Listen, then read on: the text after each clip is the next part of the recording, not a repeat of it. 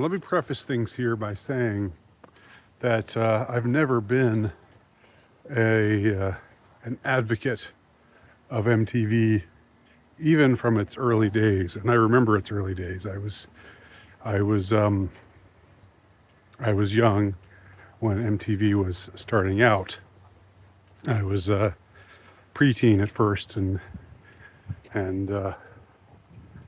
I guess that I didn't know this. I didn't know this for a fact until I saw a video yesterday. I'm going to link the video here, below, to this video, because I think it's worth watching, or it's worth watching some of it anyway, simply as a time capsule, and what you glean from it, what you glean from watching the first 3 hours that MTV ever broadcast.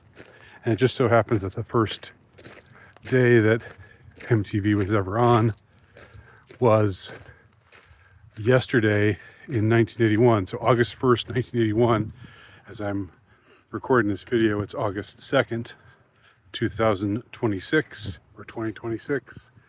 So yesterday was the 45th anniversary of this first day of MTV. And I don't know whether MTV even exists anymore. I don't care. And again, this should not be taken as me advocating for MTV. I think it was not a good thing in a lot of ways. It was not, even from the inception, it was not, it didn't promote things that you would like to see promoted. And yet I think that, and so I as a teenager and as a young man, I was generally very down on MTV.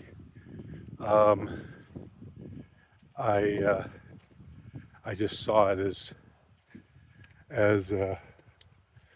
kind of worthless. Now I watched it sometime.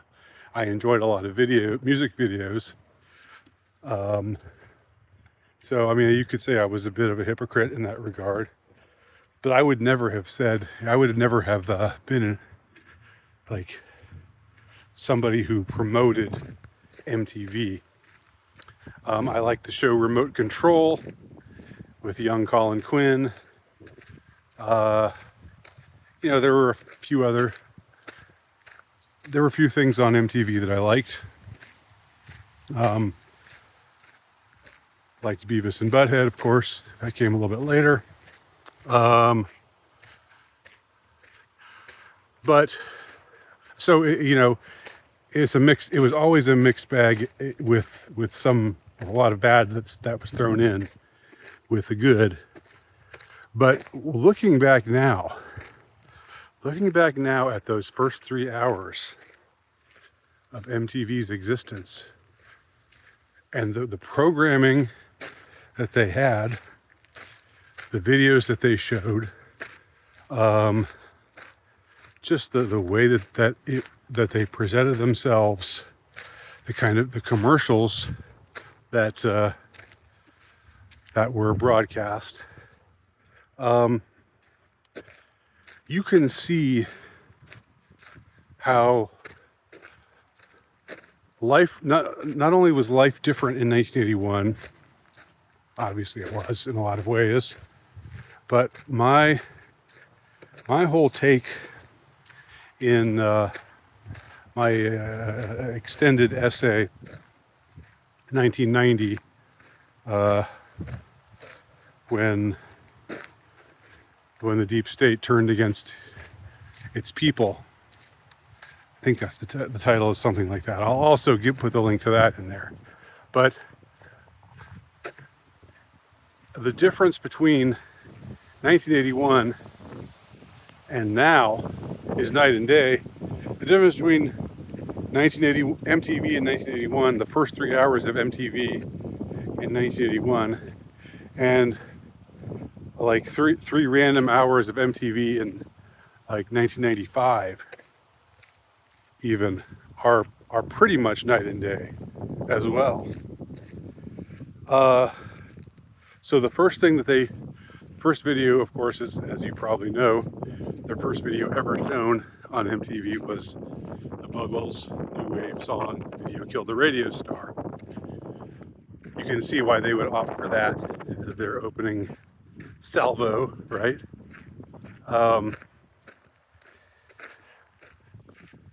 It's clever. It's sort of self-promoting, and adopting or sort of self-criticism of saying, that we're killing the radio star here on MTV. Nothing will ever be the same again from now on.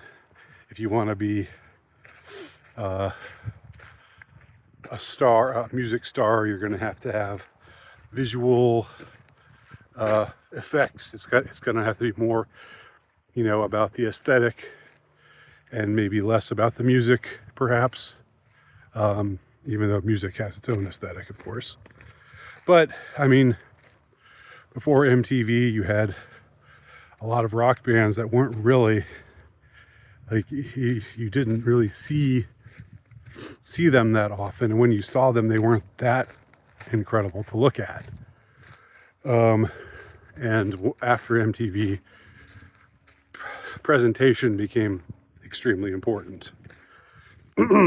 So whether it was looking good, looking sexy, or looking outrageous, looking, promoting something that some look that stood out, it couldn't just be about the music anymore. It's about the music. It's not about the look. It's not about how we look. It's not about how we dress. It's about the music. That's what the stodgy dinosaur bands would say, or their fans would say that kind of thing. But with the advent of MTV, of course, the visual became more of a thing. And you could say that that's like that adds a level of shallowness. You could look at it that way, that it's just about people being pretty but it's all vapid underneath it all. There's no substance to it. You could look at it that way, but there's also a way of looking at aesthetics as being substantial in and of themselves. If you take aesthetics seriously, you want your look to be a certain way because it's part of the meaning that you're attempting to impart. So if you're rock stars have always known that. From Elvis to David Bowie, there's always been something about the look, right? It's not just the sound. It's not just the music, but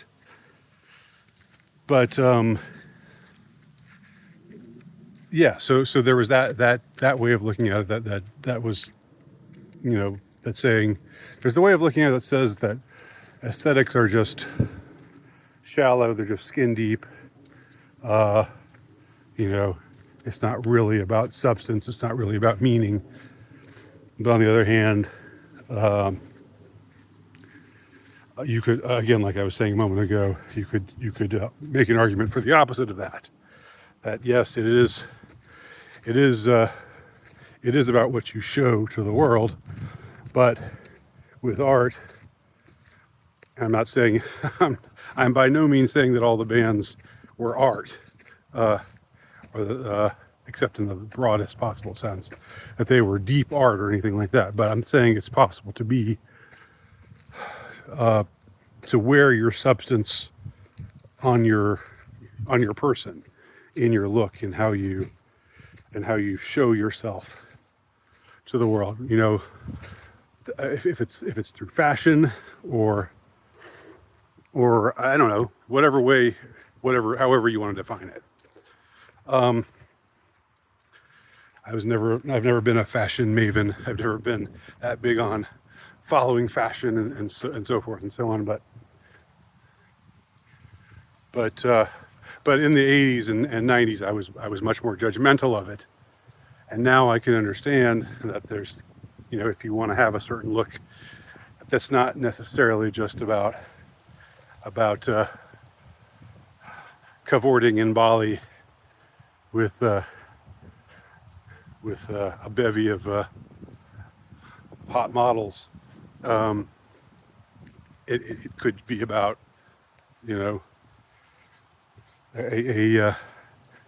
like style is substance.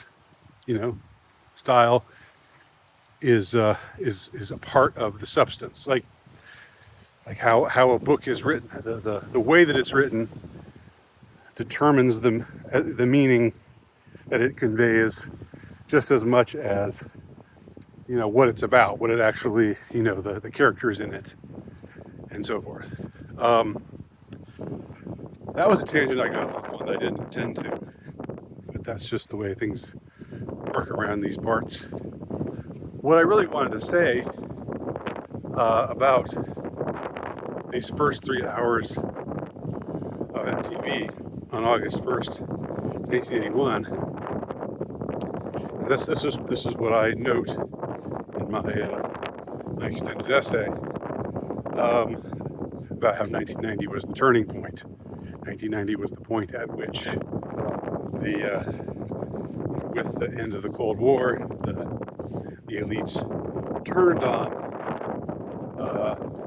native Westerners and said, "You're a bunch of racist, sexist, homophobes, and you're all bad, and your culture is bad, and your ancestors were all genocidal, and you should hate yourself." They weren't doing that. They didn't do that in popular media prior to 1990. That really wasn't a thing. And the first 3 hours of MTV are extremely white. Okay.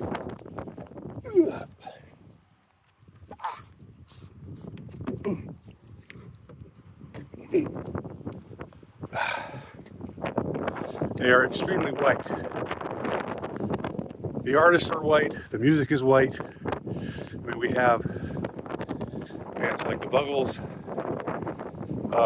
new wave and punk was very much a white scene. And then you had Pat Benatar, "What you trying to do to my heart? What you trying to do to my heart?" It's been ages since I've heard that. It's pretty wild to hear it. It was pretty wild to hear it and to know that it was maybe like the second or third song ever to be broadcast on MTV. So you had new wave, and you had like these like bands like 38 Special, like Southern rock. You didn't, people criticized. I know people said they just wouldn't play black artists on MTV in the early days. And you watch the first 3 hours of MTV, and I didn't watch all 3 hours, but I think I watched most of like the first hour. And that's pretty much true. Everybody was white. And I'm not saying that as a criticism. I'm saying that, it's an extension of my general observation about what popular culture was like prior to 1990.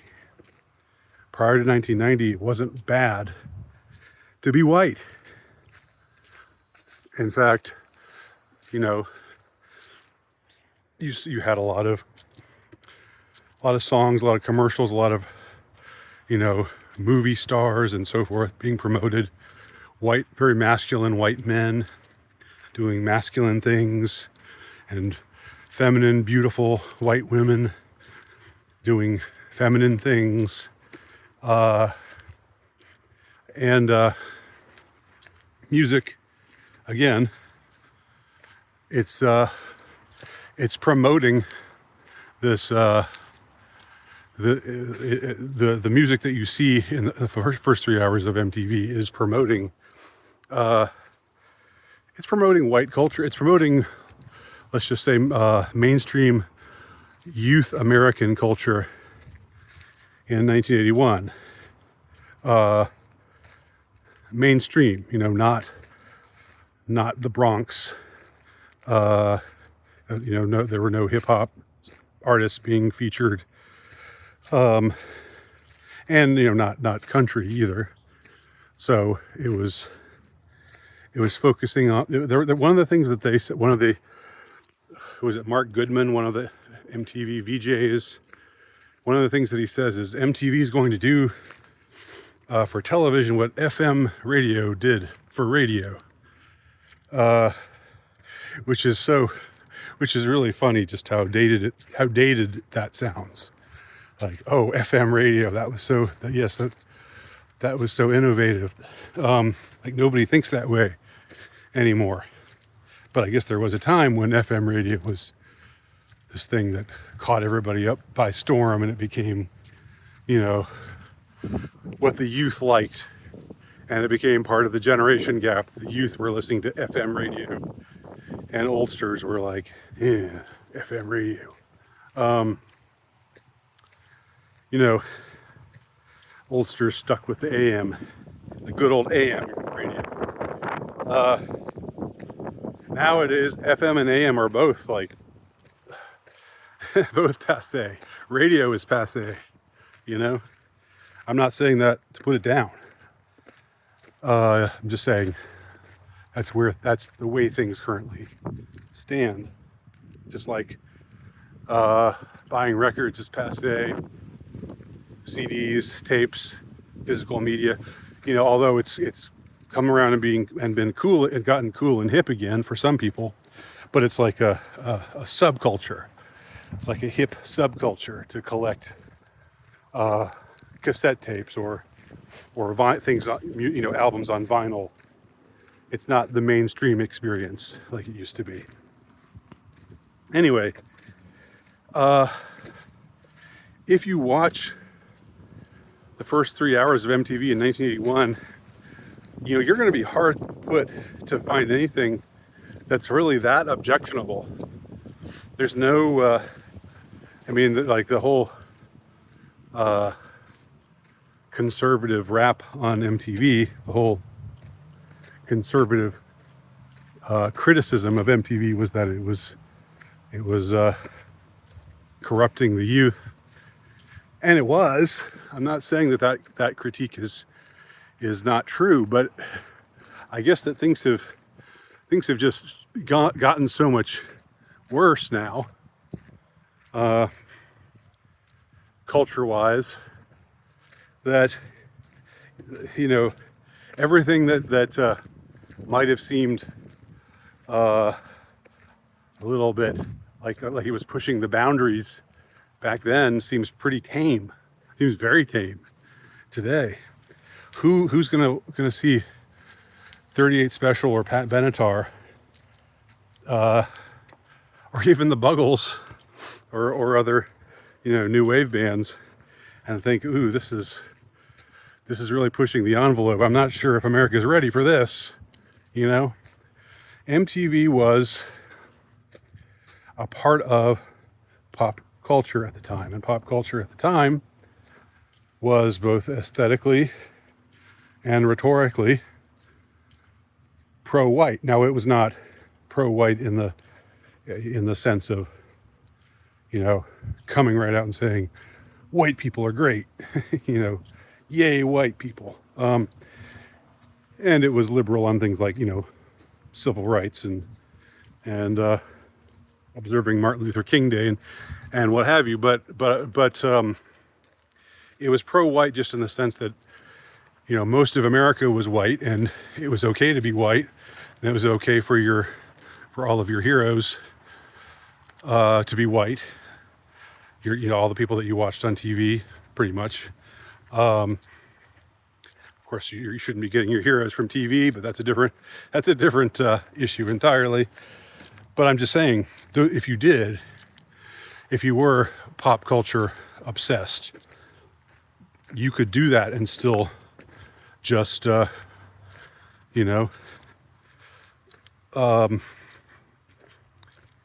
was not a subversive thing.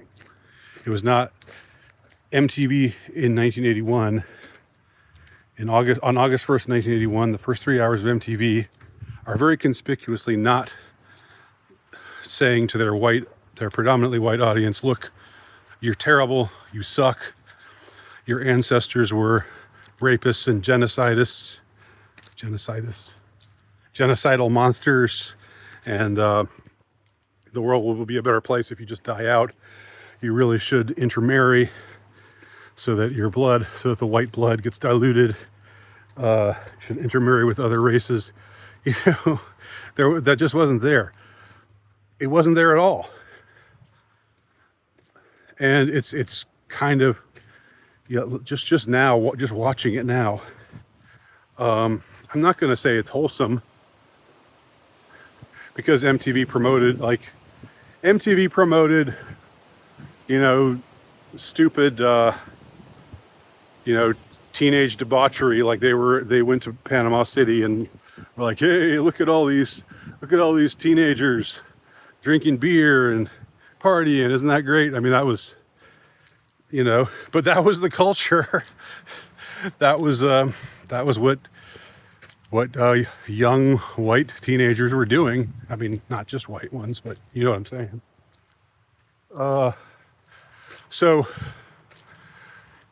it was not a subversive thing. This is the point that I want to make, okay? And I want to hit this point again.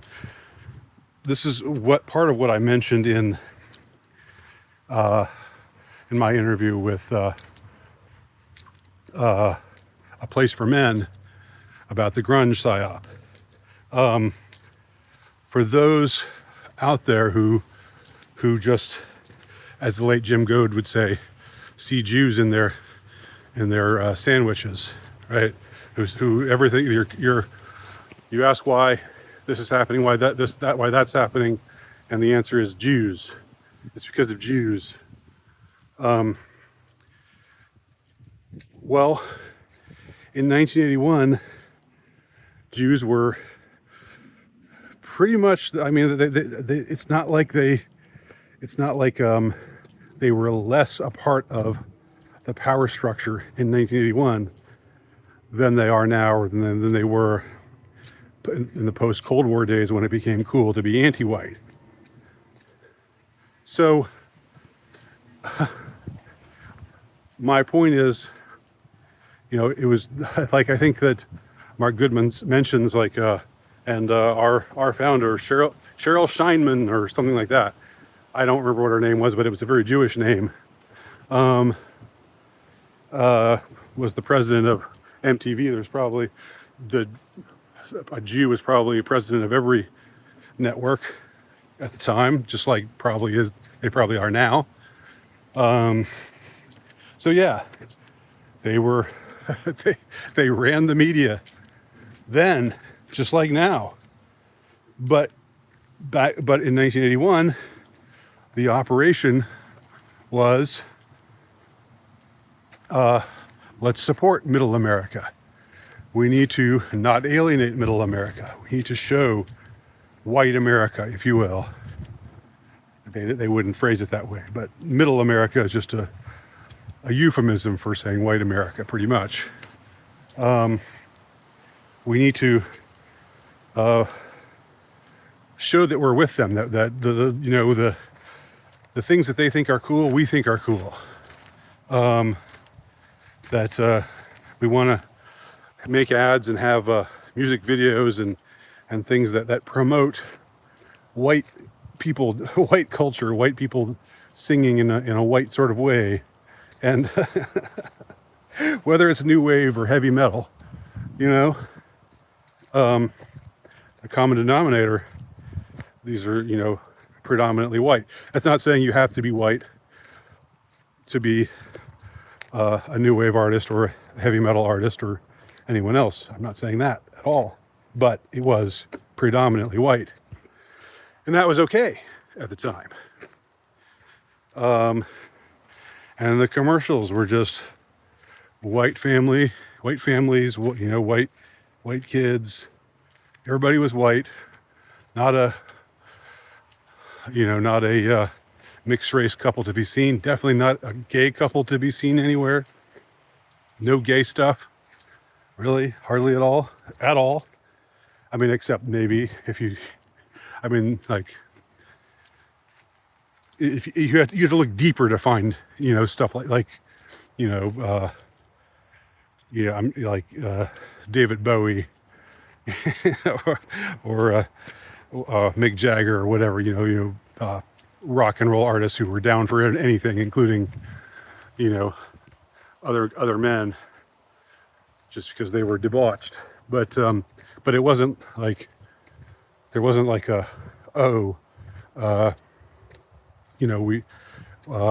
mainstream America tortures and torments the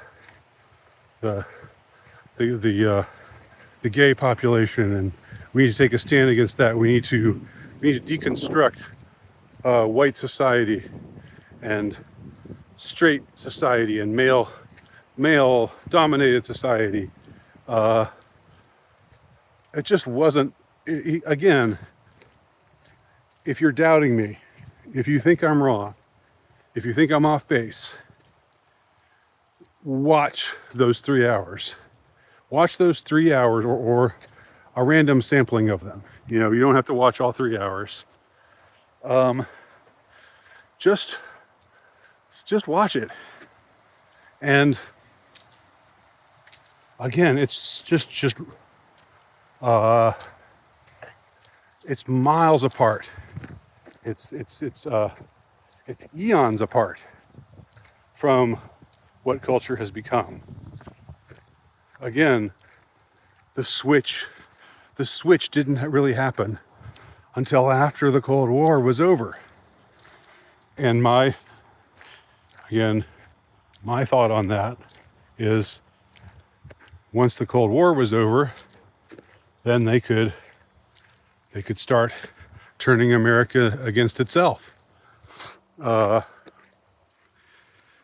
there's lots of hidden depths to that question as well, because who's really running the show? Who's really behind it all? And you might say, well, Jews, of course, Andy.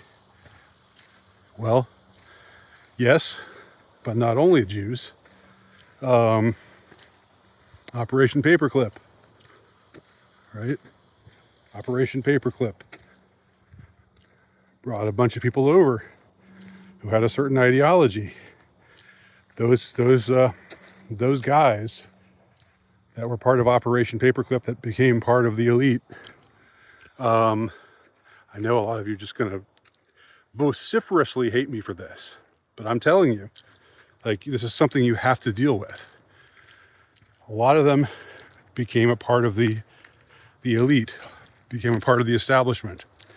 What did they want? They wanted, of course, they hated Russian Bolshevism. They wanted to so they were supporting America until Russian Bolshevism collapsed. And what's next for them? What's next on the agenda for them? America taking down the decadent Western democracies. I'm just saying that's a part of it. That's a part of what's happening. It's complicated. It's a complicated conglomeration. But in any case, I'll end it there because this has already gone on a bit too long. Watch those first 3 hours of MTV from '81 and see if you're just as gobsmacked. I don't usually use that word, and I usually hate people who use that word, but I'm going to use it now, because I hate myself. I was, even though it wasn't surprising. At the same time, it was surprising to see how radically different what was being promoted in 1981 was than now. How non-subversive it was. How it upheld the ideals of masculinity and femininity, you know, and tradition, albeit through a lens of debauchery and, you know, I mean, you went out when you were young, you sowed your wild oats, and then you got married, and then had children. You married someone else who was white. You had white children, and then you cleaned up your act. That was sort of the prescribed way of being back then. So anyhow, watch it below. I'll leave the link, and I will also leave the link if anyone is interested to my extended essay, which you can read for super cheap on Kindle.